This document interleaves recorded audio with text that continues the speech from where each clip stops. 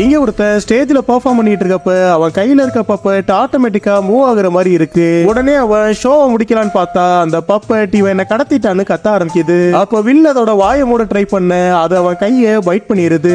முதல்ல வில் அதை இல்யூஷன் நினைக்கிறான். ஆனா அவன் கையில இருக்க பைட் மார்க்க பார்த்ததும் அது இல்யூஷன் இல்லைன்னு அவனுக்கு தெளிவா தெரிஞ்சிருது. அதே நேரத்துல அவன் கண்ணாடிய பார்த்தா வேற பக்கம் திரும்பி இருந்த பப்பட்டோட முகம் இப்ப வில்ல பார்த்த மாதிரி இருக்கு. அதை பார்த்து ஷாக் ஆனவன் இந்த விஷயத்த அவன் மேனேஜர் கிட்ட சொல்றான். அவன் மேனேஜர் அதை பெருசாக்காம ரொம்ப நாளா அவன் ஒரே ரோல பண்றதாலதான் இந்த மாதிரி தோணுதுன்னு சொல்லிடுறான். சோ சேஞ்சுக்காக அந்த பப்பட்டை ஒரு பெட்டி உள்ள போட்டுட்டு புதுசா ஒரு பப்பட்டை வச்சு அந்த ஷோவை முடிச்சிடுறாங்க.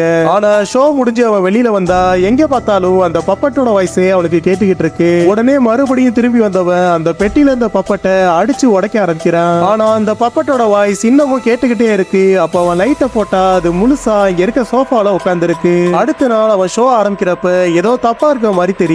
பார்த்தா அந்த பப்பட் இப்ப வில்ல கையில வச்சுட்டு பெர்ஃபார்ம் பண்ணிட்டு இருக்கு.